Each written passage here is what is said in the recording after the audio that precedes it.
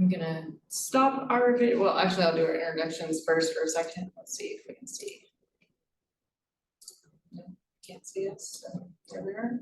But anyway, thank you all for joining us today. I'm Carol Stringer. I'm with the Office of Energy Policy, and I've got Haley with me today. Hello. And Lona, our Deputy Director. Good morning, everyone. Thanks for joining us today. Yeah, and we're going to be talking about the Energy Efficiency and Conservation Block Grant Program.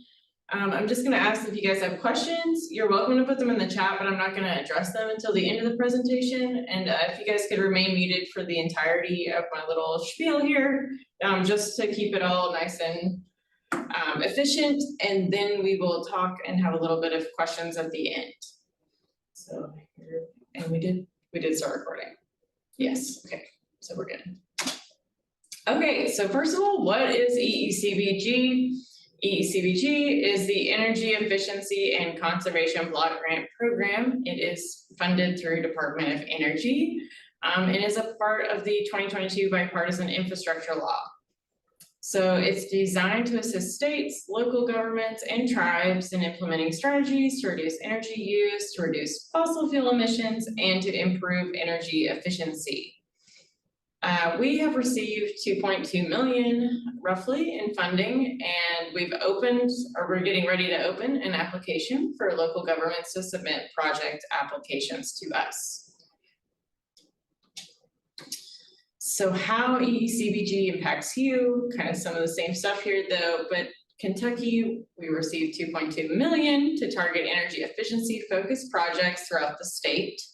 And besides us, the top 10 cities and counties by population also received or had an opening to apply for a direct allocation to assist with their own projects.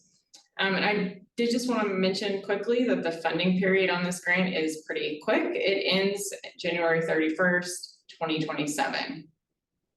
So our funding and our application is only open to local government projects that are not located in one of the cities or counties that were to receive a direct EECBG allocation. So who can apply?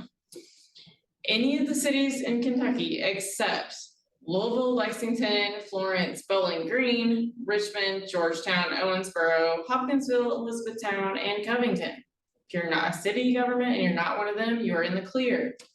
Counties, anyone except these, sorry. Boone, Campbell, Kenton, Warren, Bullitt, Laurel, McCracken, Oldham, Pulaski, and Hardin County.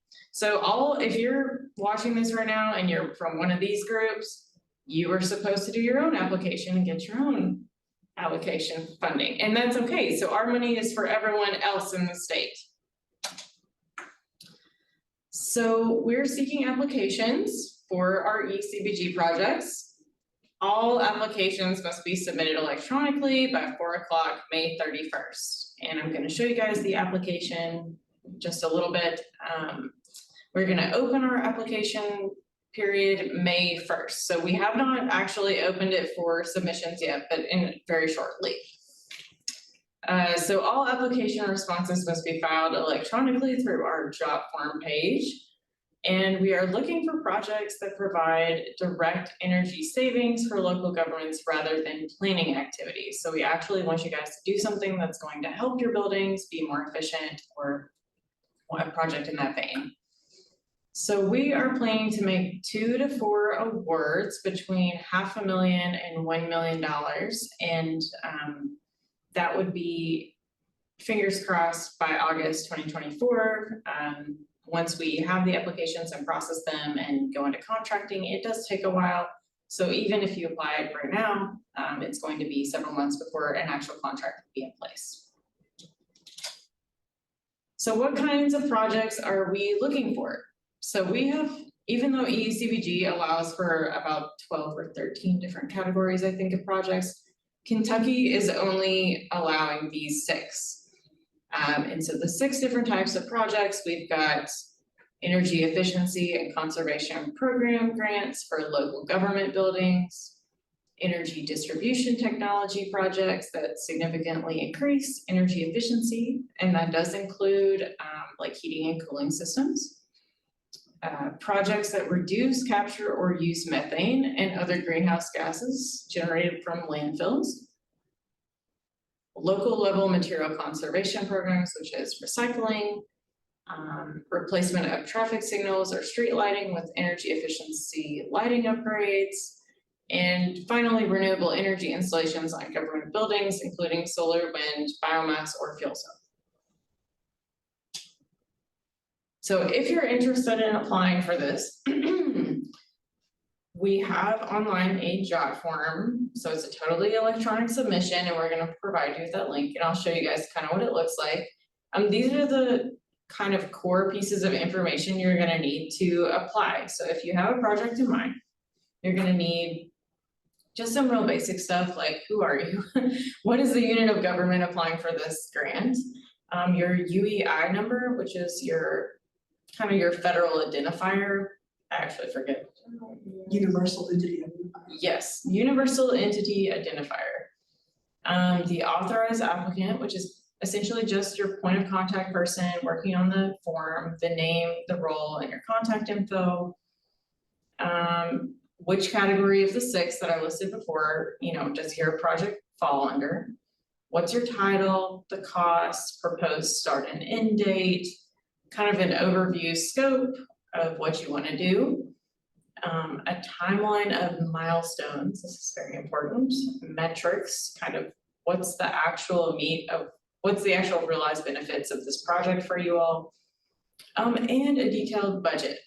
So when we say detailed budget, we actually mean a very detailed budget, and I will show you guys that. Actually, I think I might show you right now. Since you guys can see my whole screen, I'm going to escape out of this really quick. So when you guys work on your application, and is everyone still able to see the budget form that I pulled up? Yes. Maybe. Yep, okay, cool. So when you fill out your form, there's gonna be a button in there that says download our budget form. This is the form you're going to receive, and I'm just gonna go over it really, really briefly. As you're gonna see, each page has an instruction portion at the top in yellow. So this is kind of like your top page with your categories. And you don't actually want to type in any information here, as this is all formula based. And when you fill out each one of these pages, they will populate into here and give you a running total. So the main categories that we look for in a grant budget are going to be personnel, fringe, travel, equipment, supplies, contractual, construction, other, and indirect. So each one of these has an instruction sheet on each tab. So you go through each tab and fill it out appropriately. So in like personnel, you would put, like for myself, I put Carol Stringer, federal program specialist. Let's say I'm gonna work on it. 10% of my time is this, then I would have my salary amount here and how much of the year I'm spending on that project. And it'll spit out a number of how much personnel is being charged. So you would do that with everyone that's gonna be attached to the grant for personnel. And then when you're done with that, you would come back and you could see, oh, there's my running total of personnel costs. And you'll do that with all these as well. They all have little instructions on them. Travel, equipment, like all of these are gonna give you just a little blurb of what you need to do. They're also gonna give you the federal definitions of those categories. So like a supply has, item $5,000 or less, 1 year life expectancy of that item. And that can kind of guide you on what you're gonna need to do. The other thing is, I'm just gonna mention that this is an older form. It does have budget period costs 2 and 3. You don't need to worry about those. Just put in the actual total for each category in this yellow column. So any thoughts or questions about the budget form, you guys can email me.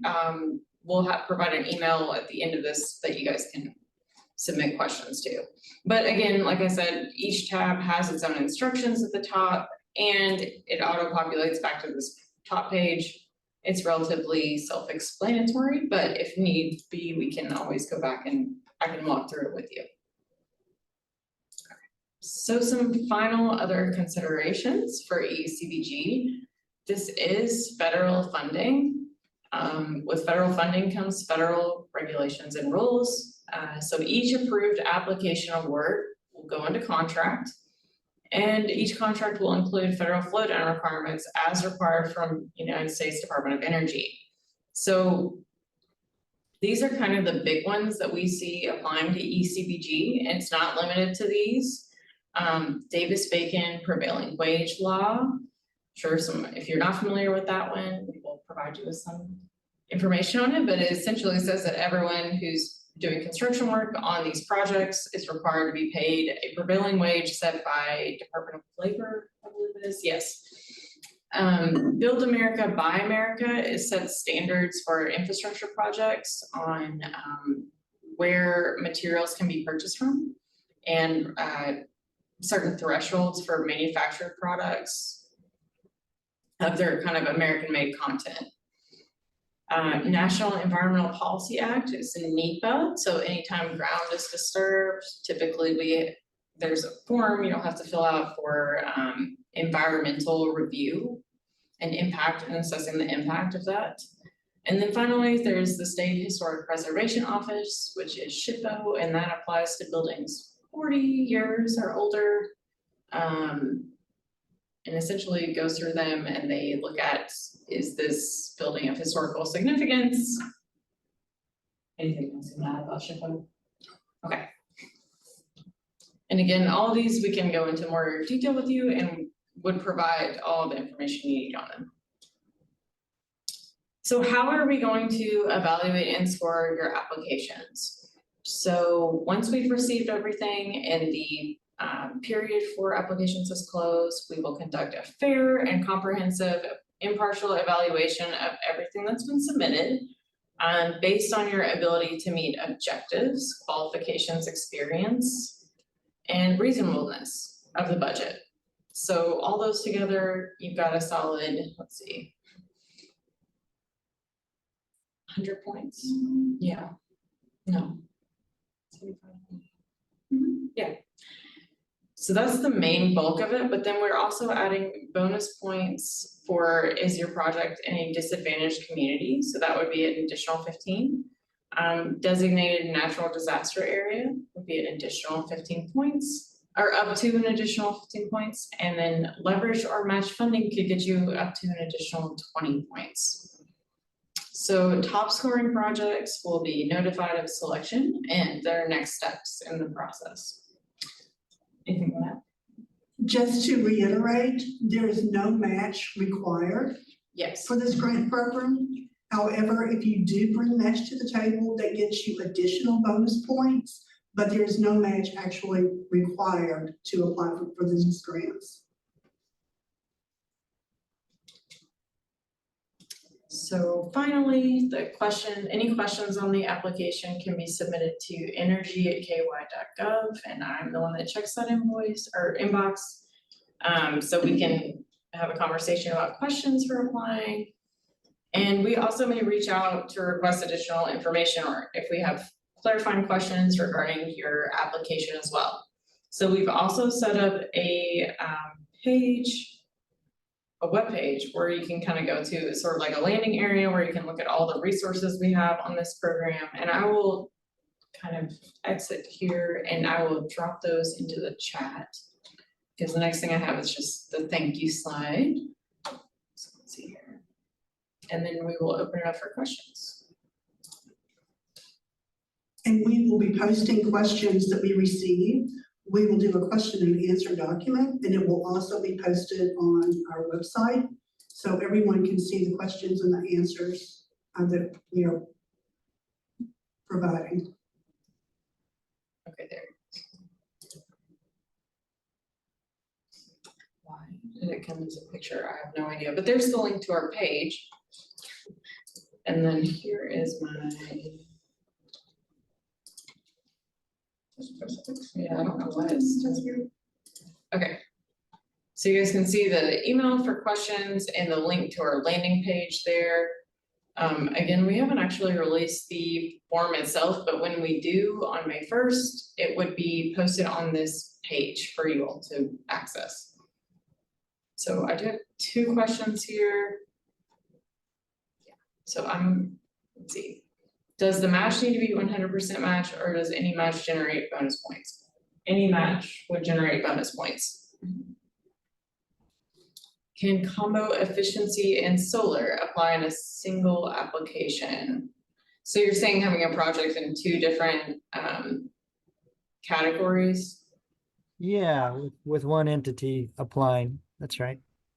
2 separate projects, or just one project that kind of incorporates both? One facility, so one entity. I'm not sure what you mean by incorporates both, but let's say they do a lighting upgrade and then they do solar as well, maybe different contractors doing the installs? It makes no difference the number of contractors, as long as you understand that any requirements that flow down to you also must flow down to your contractors. But you can do one application for a single project that is on a single building, yes. Okay, Or on a group of buildings within your jurisdiction. okay, thanks. Karen, I can send the presentation out, or I can actually just post it. I'm gonna post the recording to this page, the programs page here. And so that way people can reference the presentation at will. So, okay. Let me get out of this. To Zoom.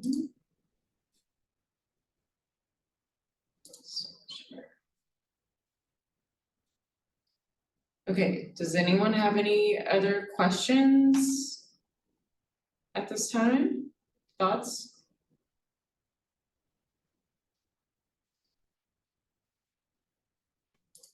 This program this is only the 2nd time in the history of the Energy Efficiency Conservation Block Grant Program that it's actually been funded. The first time was under the American Recovery and Reinvestment Act.